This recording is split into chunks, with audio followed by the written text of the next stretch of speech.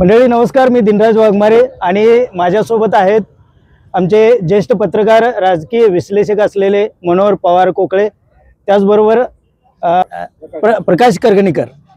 आणि आपल्याला सर्वांना माहित आहे की जत नगरपालिकेच्या निवडणुकीची रणधुमाळी सुरू झालेली आहे आणि सर्व उमेदवार आता निवडणूक रिंगणात उतरलेले आहेत। आपल्यासोबत एक जतचे एक असं व्यक्तिमत्व की ज्यांना जतचा जाणता राजा म्हटलं जातं, जे 52 कशी सोनं म्हणून ज्यांची ओळख आहे, जत शहराचे कुटुंब प्रमुख असलेले सुरेशराव शिंदे सरकार। आपल्याला माहित आहे की सुरेशराव शिंदे सरकार हे नगराध्यक्ष पदाचे उमेदवार आहेत आणि राष्ट्रवादी अजितदादा गटांच्याकडून ते निवडणूक लढवत आहेत। आता आम्ही या ठिकाणी आहोत तर ती आहे छत्रपती शिवाजी महाराज चौक। समोरच छत्रपतींचा भव्य अश्वारूढ पुतळा उभा आहे आणि या चौकाची खासियत अशी आहे की धनाजीचा वडापाव हा अतिशय प्रसिद्ध आहे आणि या वडापावचा आस्वाद घेण्यासाठी सर्व मंडळी या ठिकाणी बसलेले आहेत। आणि सरकारचं आपल्याला सर्वांना माहीत आहे की हा माणूस जेवढा मोठा आहे तेवढाच अतिशय छोट्यातल्या छोट्या माणसाशी सरकारचा संपर्क आहे आणि अगदी ग्राउंड लेवलला बसून त्यांनी आपला प्रचार सुरू केलेला आहे। गेले 22 वर्ष झालं धनाजीचा वडापाव या चौकामध्ये आहे। आणि दुसरी गोष्ट अशी की सरकारांची जी राजकारणाची सुरुवात जत शहरात झालेली आहे तर हे छत्रपती शिवाजी महाराज पेठेतून झालेले आहे। सरकारांचं हे होम ग्राउंड आहे आणि अनेक लोकांशी इथल्या सरकारांचे संबंध आहेत की ही एक अशी व्यक्ती आहे की जे कुठेही जातीच्या धर्माच्या नावावरती कधीही राजकारण केलेलं नाही आणि जाती धर्माच्या नावावरती कुणाची कधी भांडणं लावलेली नाहीत आणि कुणालाही भेदभाव केलेला नाही।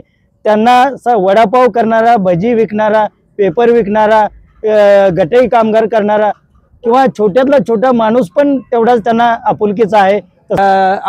मनोहर पवार काही लोकांशी आता इथं बातचीत करणार आहेत। बंटी दुधाळ, अमित उर्फ बंटी दुधाळ, जे आमचे ज्येष्ठ पत्रकार बाबूराव दुधाळ यांचे सुपुत्र आहेत। आम्ही दोघंही एकाच कॉलनीमध्ये राहतो, पत्रकार कॉलनीत, आणि बाबूराव दादांचा शिवसेनेचा जो वारसा आहे तर ते चालवत आहेत। उबाटा म्हणजे उद्धव बाळासाहेब ठाकरे गटाचे शिवसेनेचे ते जत तालुक्याचे प्रमुख आहेत। तर मनोहर, आपण त्यांच्याशी संवाद साधावा। आजच शिवसेना उद्धव बाळासाहेब ठाकरे गटानं या ठिकाणी आघाडीला पाठिंबा दिलेला आहे। दुपारी त्याची पत्रकार परिषद झाली, त्या पत्रकार परिषदेसाठी जत तालुक्याचे माजी आमदार माननीय विलासराव जगताप साहेब, नगराध्यक्ष पदाचे उमेदवार माननीय सुरेशराव शिंदे सरकार यांच्या उपस्थितीमध्ये अमित दुधाळ जे शिवसेनेचे तालुका प्रमुख आहेत त्यांची या ठिकाणी पत्रकार परिषद झाले आणि त्यांनी जाहीर पाठिंबा या ठिकाणी दिलेला आहे। नेमकं कशा पद्धतीनं तुम्ही रणनीती तयार केलेली आहे आणि पाठिंबा तुम्ही आजच दिलेला आहे, काय सांगता येईल तुम्हाला? मी आपल्याला थोडक्यात सांगू इच्छितो की यापूर्वीच देखील पवार साहेबांच्या माध्यमातून मी TV9 मराठीवर मुलाखत आमची एक झाली होती। त्या दृष्टीनं विकासाचा एक आराखडा जतसाठी आम्ही एक आमच्या दृष्टीनं मांडला होता। शिवसेने पक्षाची भूमिका आम्हाला विकासाच्या दृष्टीनं हे राजकारण किंवा स्थानिक स्वराज्य संस्थेमध्ये नगरपालिकेमध्ये आम्हाला एक करायचं होतं। यामध्ये करत असताना आमचा प्रामुख्यानं जो पक्ष होता, जो शरदचंद्र पवार साहेब महाआघाडीसोबत या पक्षाचे जतमधले एक सर्वसाधारण नेतृत्व म्हणून आम्ही सुरेशरावजी शिंदे सरकार यांच्याकडे आम्ही सातत्यानं आशेनं बघत आहोत।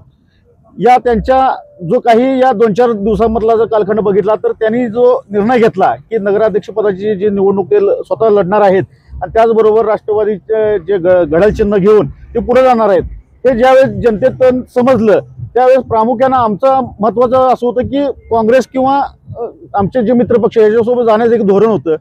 या आपल्याला जो दुपारी आम्ही जो एक पत्रकार परिषद घेतली त्यामध्ये आपल्याला सांगितलं महत्त्वाचा एक मुद्दा राहून गेला की ही युती होत असताना गेले आम्ही काँग्रेस संघात अनेक 3-4 बैठका आमच्या झाल्या होत्या, परंतु यामध्ये सकारात्मक कुठली चर्चा आमची झाली नाही। परंतु ज्यावेळेस आम्ही सरकारांच्याकडे गेलो आणि ज्यावेळेस जगताप साहेबांच्याकडे गेलो, अगदी एका मिनिटामध्ये त्यांनी युतीचा निर्णय आम्हाला जशी पाहिजे अशी युतीचा निर्णय त्यांनी एका मिनिटामध्ये घेतला। आणि या पॅनलच्या माध्यमातून आपण जर बघितलं तर या पॅनलच्या माध्यमातून अगदी बसपा असेल किंवा आमच्या मित्रपक्षातले आणखीन अगदी म्हणजे तळागाळातला एखादा पक्ष असेल, अशा सर्व पक्षांना एकत्र आणण्याचं जोडण्याचं काम जगताप साहेब आणि सुरेश शिंदे सरकारने एक माध्यमातून यांचं झालेलं आहे। या कुठेतरी या विकासाच्या घोडदौडमध्ये आपला एक खारीचा वाटा या भूमिकेतून असावा जत शहरा दृष्टीनं। त्यामुळे आम्हीही त्यांच्याबरोबर खांद्याला खांदा लढण्याचं काम या जत शहराच्या दृष्टीनं आम्ही आपल्याला करीत आहोत। त्यामुळे आम्ही आपल्या माध्यमातून सर्व मीडियाच्या माध्यमातून सांगत आहोत की जतच्या जनतेनं सुरेश शिंदे सारखा एखादा सरकारसारखा चेहरा जो जतच्या एखाद्या तळागाळातल्या एखाद्या लहान मुलापासून एखाद्या वयस्कर माणसापर्यंत ज्यांना नावानिशी माहिती आहे, अगदी गल्लीबोळातून माहिती आहे, अगदी आपल्या सुखात दुःखात अगदी सातत्यानं जो माणूस हे भाग घेतो, अशाच माणसाला आपल्या जनतेतून निवडून द्यावं अशी आपल्या मार्फत मी विनंती करतो. अजून दुधा साहेबांना आणखी प्रश्न विचारायचे. दुधा साहेब नमस्कार. नमस्कार. मी प्रकाश करगणीकर. नमस्कार. तुम्ही याच्यापूर्वी अनेक आघाडी करण्यासाठी तुम्ही प्रयत्न केले, त्या प्रयत्नाला तुम्हाला यश मिळालेलं नाही. तुम्ही आज सरकारांचं पक्षात म्हणजे त्यांच्यात सामील होऊन किंवा त्यांना सपोर्ट करून तुम्ही त्यांना नगराध्यक्षासाठी उमेदवारी मदत करताय. तर आणखीन काय शहरासाठी काय विकास करावा असं तुम्हाला अपेक्षा आहे? अगदी जतच्या ज्यावेळेस ग्रामपंचायतीपासून जर बघितलं तर आम्ही सरकारांचं राजकारण बघितलेलं आहे. अगदी म्हणजे आता आमचे जे निराज वाघमारे सांगितले की आता मी पत्रकारांमध्ये राहिला आहे, परंतु पूर्वीपासून शिवाजी पेठेमध्ये मी वास्तव्याने राहिलो होतो. अगदी सरकारची सुरुवात ही शिवाजी पेठेच्या ह्या होम स्पीच म्हटलं जातं इथूनच झालेलं आहे. सरकारांचं राजकारण आम्ही अगदी लहान असल्यापासून बघत आलेलो आहे.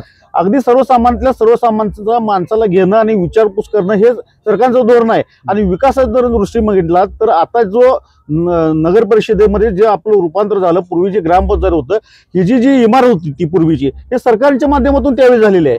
अगदी शिवाजी पेठेतलं इथलं जर शिवाजी महाराजांच्या नावानं एक उद्यान होतं छोटंसं, आपण बघितलं असेल, हे देखील उद्यान त्यावेळेस म्हणजे काही जागेचा प्रश्न निर्माण झाला असेल, परंतु त्यावेळेचा विचार हा सरकारने त्यावेळेस व्यक्त केला होता. आणि शिवाजी पेठेमध्ये त्यावेळेस हे पहिलं उद्यान होतं त्यावेळेस. आणि त्यानंतर हे जर शहरातलं आज जर वाढतं शहर बघितलं तर वाढती रूपरेषा बघितलं तर शहराच्या ज्या जडणघडीमध्ये सरकारांचा प्रामुख्याने वाटाघाटीचा हक्क आहे, त्याच्यामध्ये महत्वाकांक्षी एक दृष्टिकोन आहे. त्याच्यामध्ये हा दृष्टिकोन आम्ही डोळ्यासमोर ठेवून सरकारांच्या माध्यमातून पुढे जाण्याचं आमचं एक धोरण आम्ही राबवलेलं आहे. धन्यवाद. अतिशय सुंदर माहिती या ठिकाणी दिलेली आणि पाठिंबा त्यांनी दिलेला आहे. यानंतर आपण जाऊया दिनराज वाघमारे यांच्याकडे. या ठिकाणी चौगुले साहेब उपस्थित आहेत, त्यांना ते काही प्रश्न विचारतील. तर आता इथं आपल्यासोबत जे प्रभाग 8 मधून जे निवडणूक लढवत आहेत, तर प्राध्यापक हेमंत चौगुले हे आपल्यासोबत आहेत. तर हेमंत चौगुले सरांचं वैशिष्ट्य असं की ते उच्च शिक्षित आहेत. इंजिनिअरिंग कॉलेजला त्यांनी प्राध्यापक म्हणून काम केलेलं आहे. अनेक सामाजिक कार्यकर्ते, माहिती अधिकार कार्यकर्ते म्हणून त्यांचा खूप नावलौकिक आहे. आणि हेमंत चौगुले सारखा एका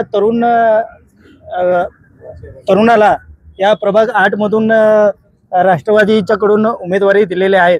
तर हेमंत चौगुले सर, की तुम्ही नेहमी लोकांच्या वेगवेगळ्या समस्यांसाठी हे भागातल्या ह्याच्यासाठी नेहमी तुमची लढाई सुरूच आहे.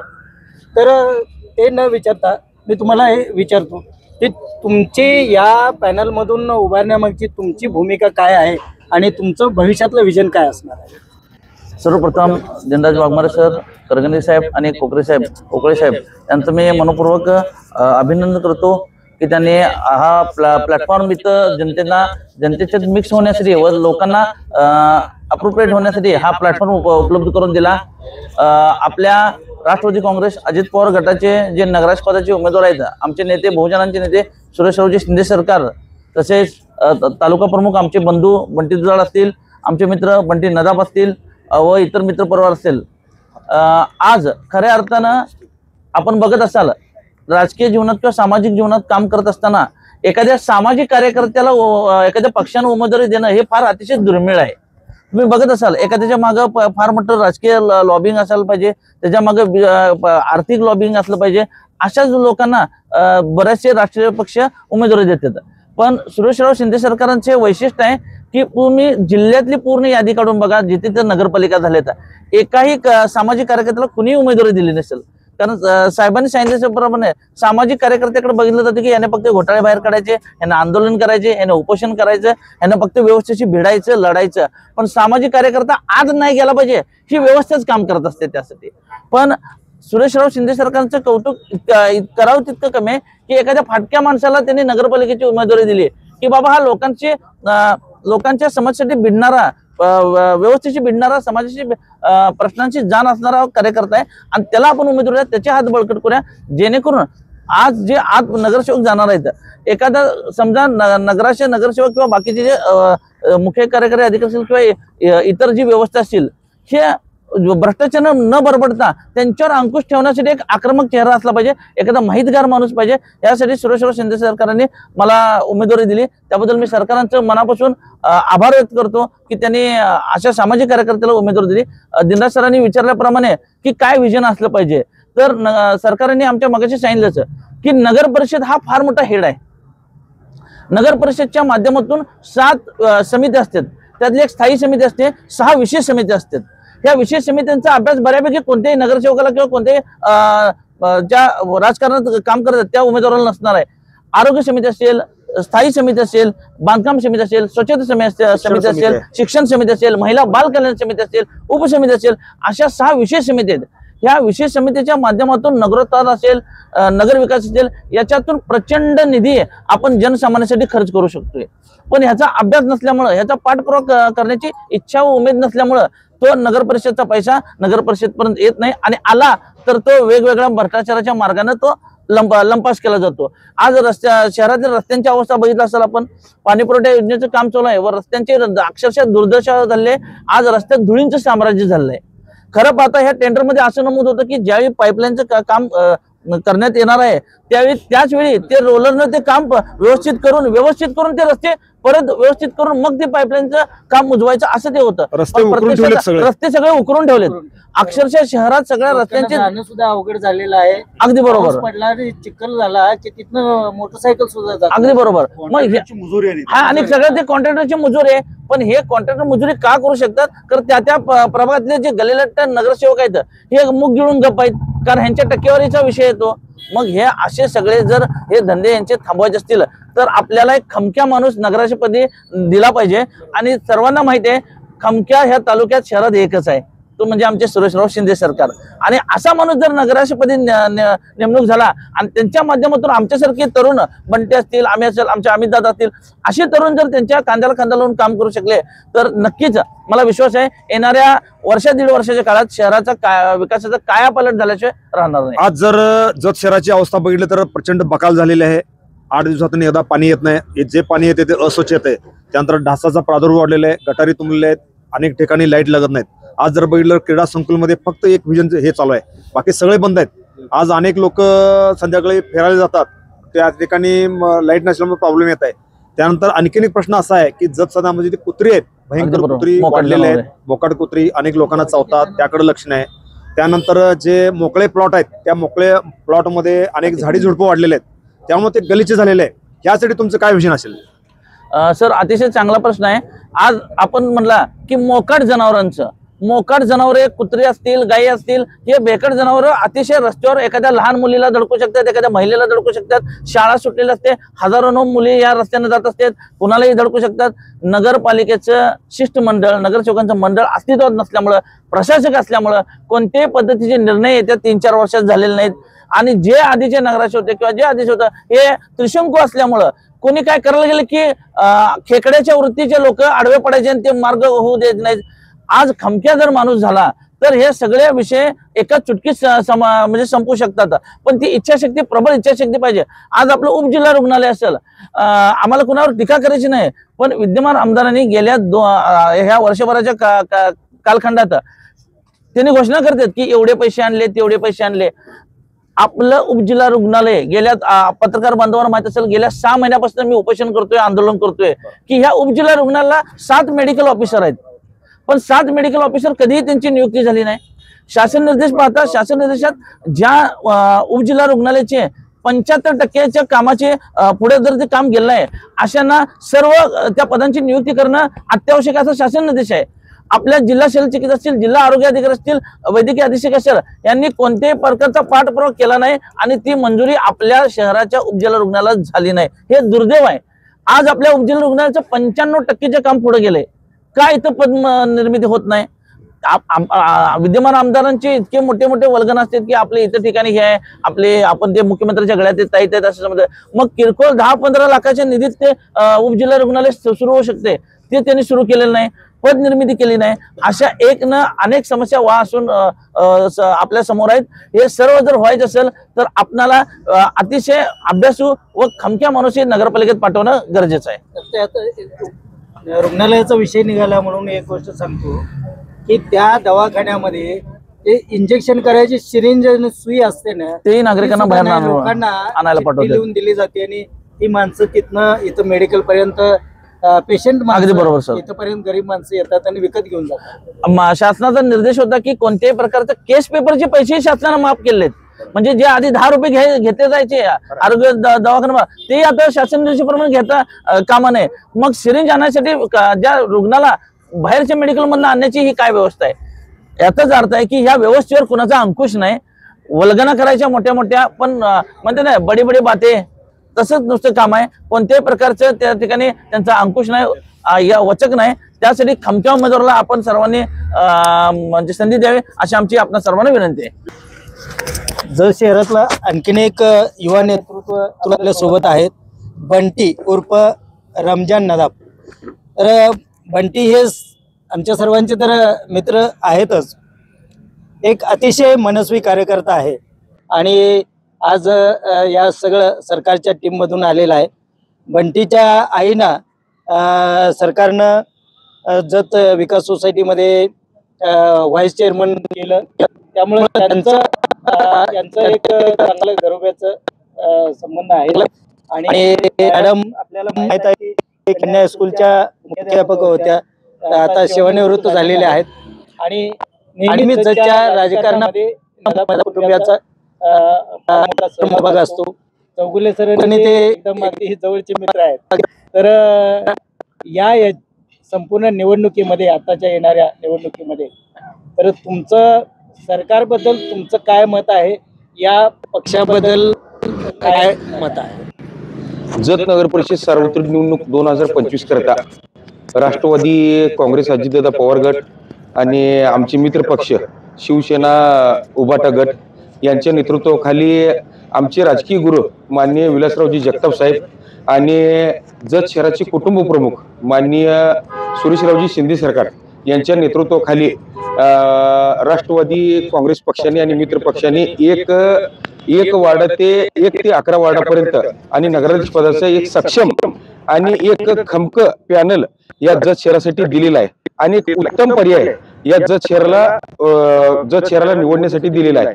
सरकारच्या बाबतीत बोलायचं म्हटलं तर सर्वसमावेशक नेतृत्व आजपर्यंत त्यांनी रवींद्र साळे असतील, पट्टूबाई गौंडी असतील, आमचे अल्पसंख्याक जत शहरात अल्पसंख्याक असा असणारा समाज वडर समाजाचे आमचे आप्पाजी पवार असतील, आमचे मार्गदर्शक विजयकुमार खाडे साहेब असतील, त्याच पद्धतीनं महादेव कोळी असतील, या सर्वांना एक स्थानिक स्वराज्य संस्थेमध्ये एक चांगल्या पदावर बसवण्याचं काम हे सरकारने केलेलं आहे. आणि माननीय विलासराव जगताप साहेबांनी एसटीतनं गेलेला माणूस हा लाल गाडीतनं आला, हे जगताप साहेबांची कामाची एक खमक्या कामाची एक उदाहरण आहे. आणि अण्णासाहेब गर्दे हे एसटीने गेले होते, येताना लाल गाडीतून आले, हे जगताप साहेबांच्या कामाचं एक खमक्या कामाचं एक उदाहरण आहे. त्यामुळं आम्ही ह्या सर्व समावेशक नेतृत्वाला आम्ही साथ द्यायची, हे साथ द्यायचं ठरवून आम्ही सरकारांच्या सोबत आम्ही आहोत आणि सरकारांना प्रचंड बहुमताने निवडून आणण्यासाठी आम्ही प्रयत्न करणार आहेत आणि त्यांच्या परीने आम्ही सर्वतो प्रयत्न करेल. धनाजी वडापावच्या ठिकाणी या ठिकाणी वडापाव आणि भजीचा आस्वाद घेत आपली सर्व चर्चा सुरू आहे आणि या भागातलं एक सक्षम नेतृत्व म्हणजे आपले विजय उर्फ राजू खाडे.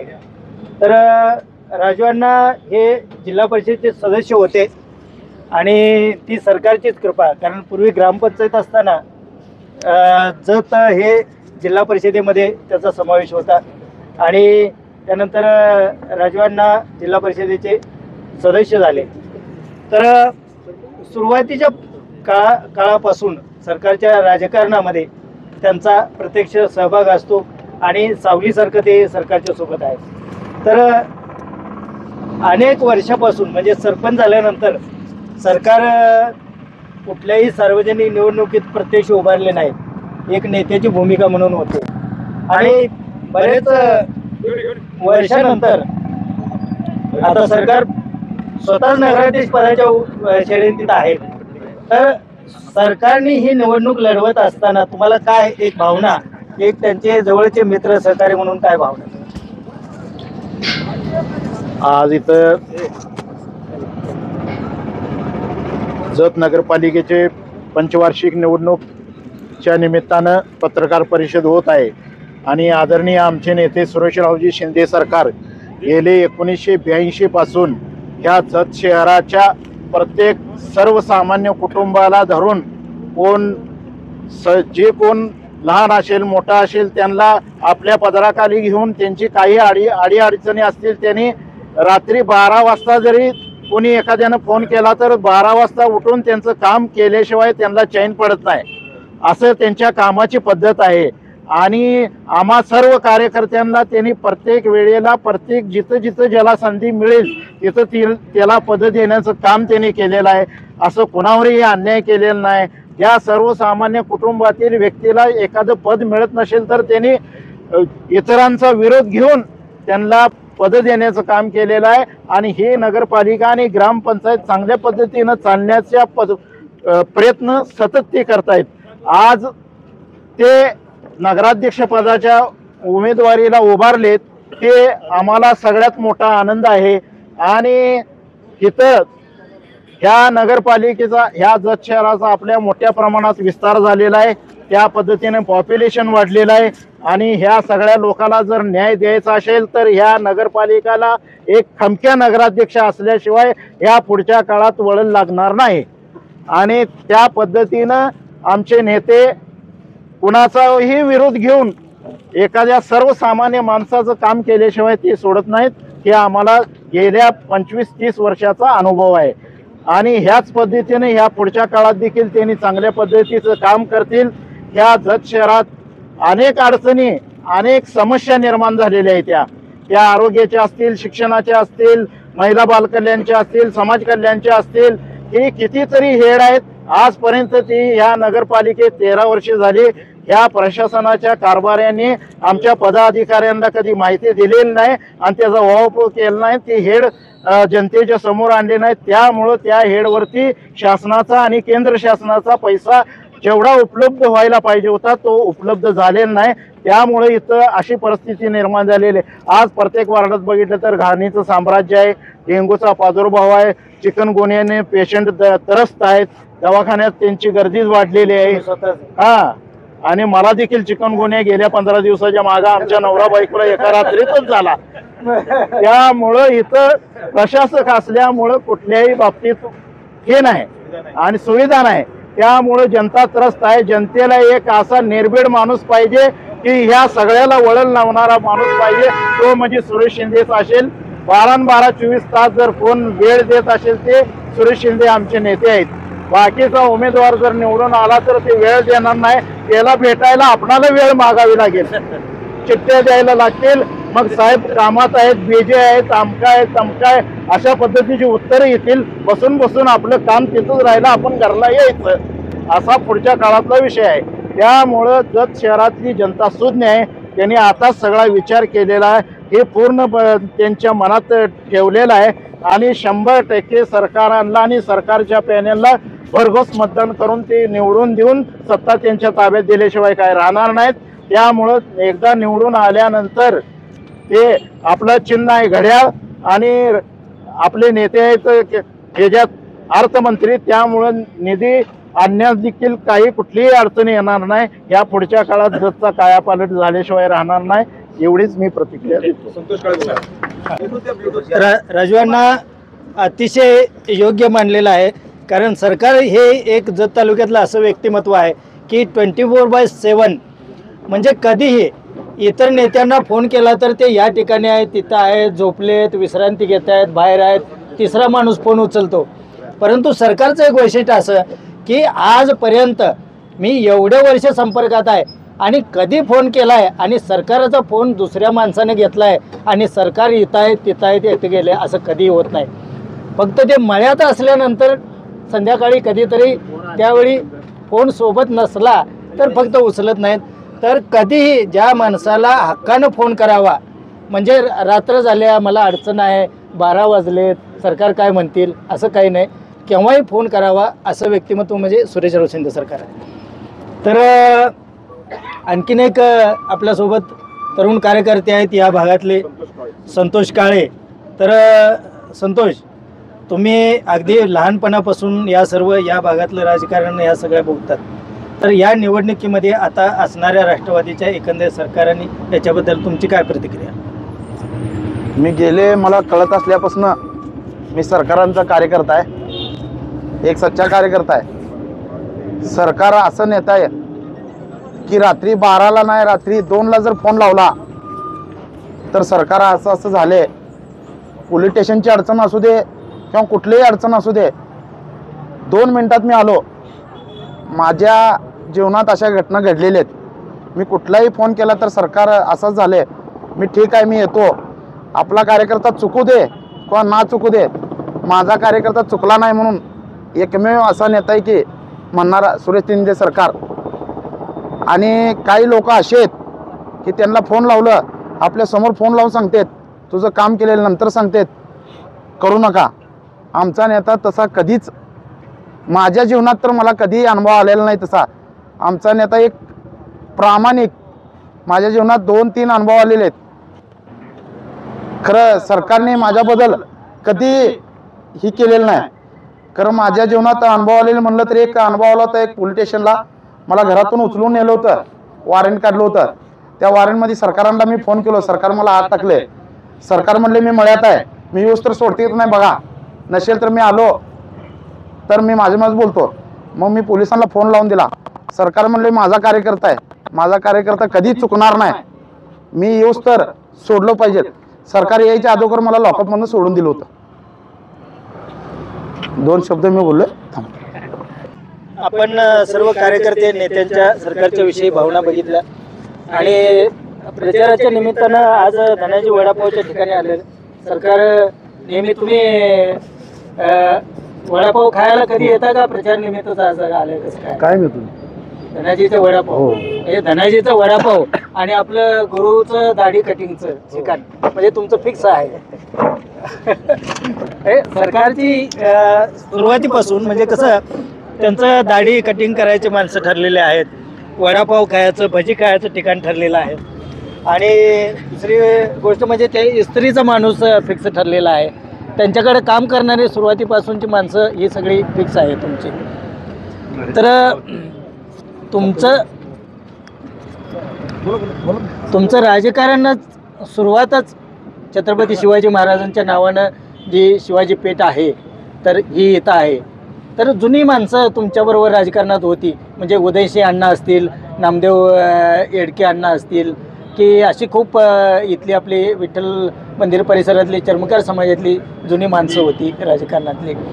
तर सुरुवातीला थोडंसं राजकारणाची कशी सुरुवात झाली हे जर सांगितलं तर ते बरं होईल, कारण नगरपालिकेत तुम्ही अगदी कॉलेजचे युवक होता आणि तुम्ही उदयसिंह अण्णांचं बोट धरून इथं राजकारणात आला. त्यावेळेची कशी होती परिस्थिती राजकारणाची? हा धनाजी जिथं वडापाव खाण्यासाठी आम्ही आठवड्यातून 1-2 वेळा येतोच. आमचे सर्व हे मित्रांना घेऊन तिथं निवांत गप्पा मारत तासभर बसतो, जो वडापाव वगैरे खातो, त्यांचे काय असतील ते पैसे बघून आम्ही निघून जातो. ही शिवाजी पेठ ही माझं ओमपीची ग्राउंड आहे.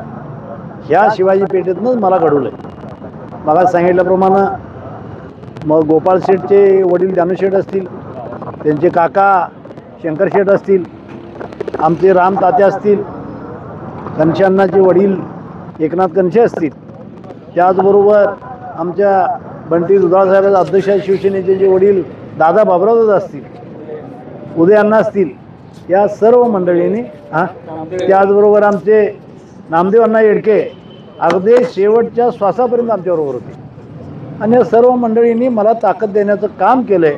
आज खाडेसाहेब असतील, या सर्वांनी आम्हाला ताकद दिली आणि आज त्यांचे जे वारस आहेत ते आमच्याबरोबर आहेत. आम्ही सर्वांना बरोबर घेऊन आम्ही काम करतो आहे.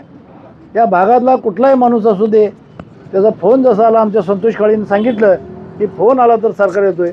अहो, आपल्या कार्यकर्त्याला काय किरकोळ मदत नाही केली तर राजकारण कोणासाठी आणि कशासाठी करायचं? सर्वात मोठं तुम्हाला सांगायचं, मी एका शेतकरी कुटुंबातला, मला जनतेनं सरकारी पदवी दिल्या, मी काय सरकार बी नाही आहे, पण लोक आज मला सरकार म्हणून ओळखत आहेत आणि मी त्या पद्धतीने मी वागतोय.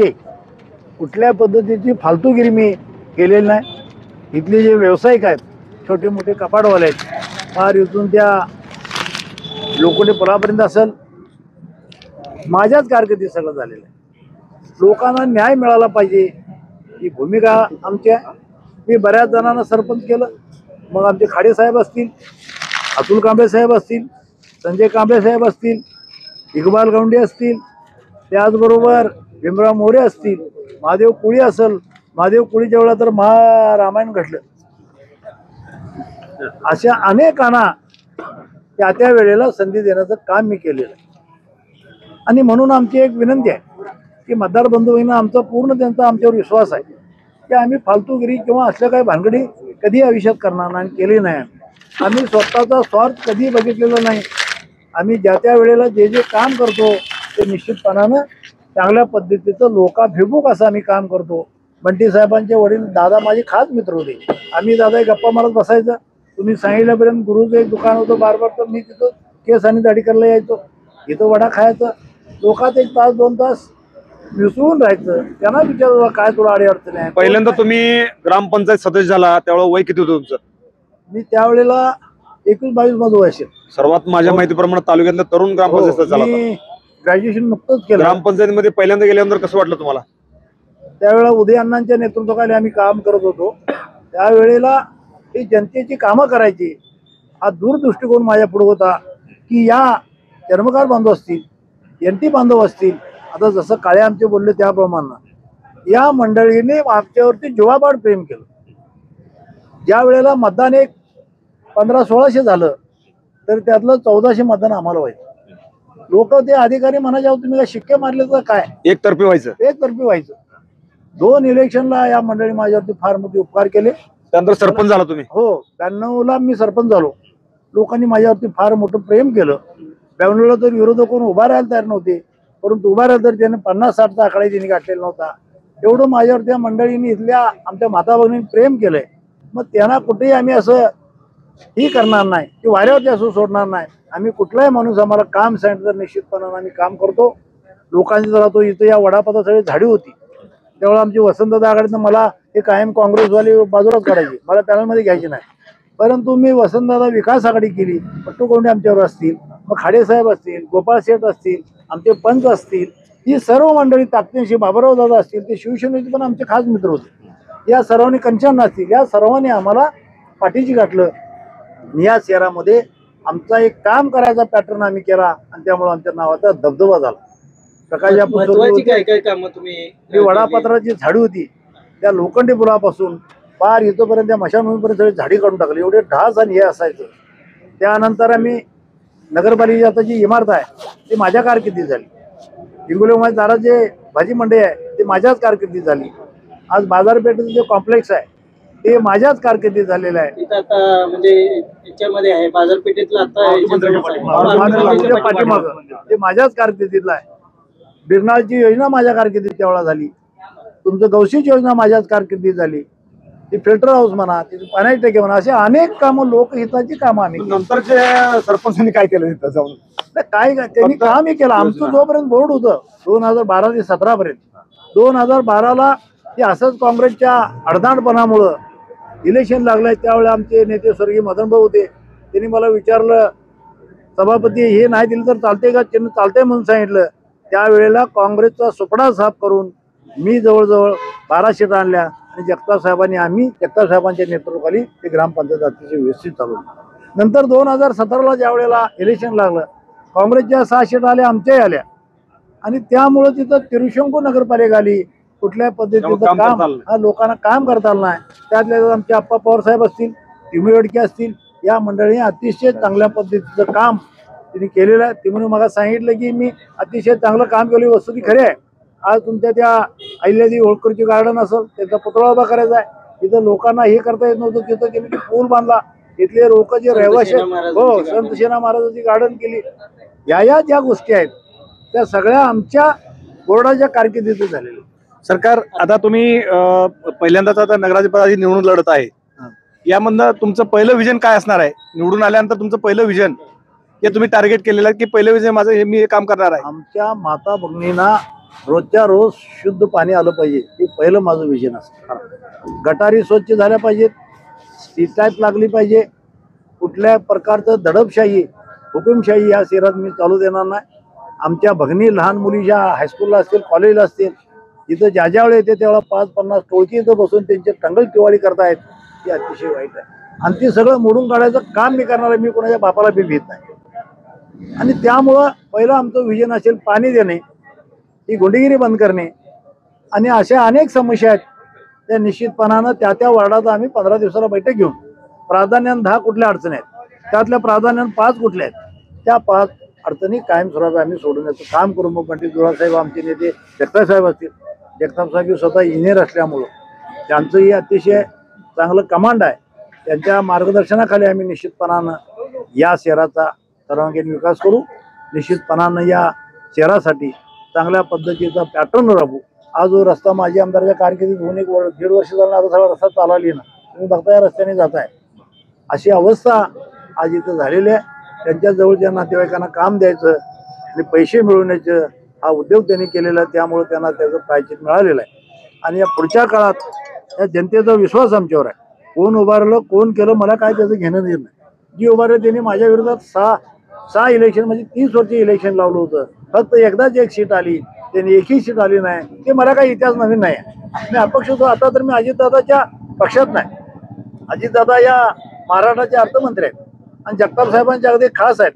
जगताप साहेब त्यांच्याकडून निश्चितपणानं निधी खेचून आणतील. चावी त्यांच्याकडे आहे. हो आणि निश्चितपणानं या शहराचा विकास करतील.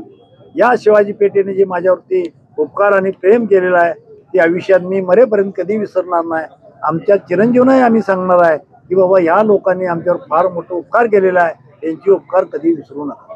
आणि जसं दिनराजेंनी सांगितलं दिनराजची माझी दोस्ती 84 पासून त्यावेळेपासून आम्ही दोस्त आहे. काय आमच्याकडे ते काय घेत नाहीत आम्ही त्यांना काय देत बी नाही पण दोस्ती आमची आहे. आणि यामुळं या शहराचा विकास झाला पाहिजे हा दूर दृष्टिकोन डोळ्यापुढे ठेवून आम्ही निश्चितपणानं अतिशय चांगल्या पद्धतीचं विजन राबवू. कोण उमेदवार आहे काय आम्हाला त्याचं घेणं देणं नाही. जनता जो कौल देईल तो आम्हाला मान्य आहे. पण जनतेला मी सांगणार आहे कुणाच्या का असे ना एकाच्या फुल मेजॉरिटीने सत्ता द्या तरच काम करता येईल. आम्हाला जवळजवळ आमच्या आणि जगताप साहेबांची खात्री झालेली आहे. अतुल कांबळे साहेबांची खात्री झालेली आहे. बंटींची खात्री झालेली आहे की झालेल्या मतदानाच्या 50-60% आम्ही आणि 40% ती सर्व मंडळी राहतील. आमचं चिन्ह आहे घड्याळ. घड्याळ चिन्हावरती आमच्या या ज्या माय बंधू आहेत आमच्या भगिनी आहेत त्या निश्चितपणानं आम्हाला प्रचंड मतानं निवडून देतील ही अपेक्षा मी त्यांच्याकडून व्यक्त करतो आणि थांबतो. जय हिंद. हे होते आपल्यासोबत सर्व सरकार यांची टीम आणि खूप चांगल्या गप्पा झालेल्या आहेत. आणि एक चर्चास्पद नागरिक म्हणून आपल्या सर्वांना पण आम्ही सर्व पत्रकार बंधूंच्या वतीने विनंती करतो आपण सर्वांनी 2 तारखेला मतदानासाठी जायचं आहे आणि सर्वांनी मतदान करायचं आहे आणि आपल्या मनातला चांगला सूर्य आणि शहराचा विकास करेल असा उमेदवार निवडून द्यायचा आहे असं आवाहन करतो. धन्यवाद.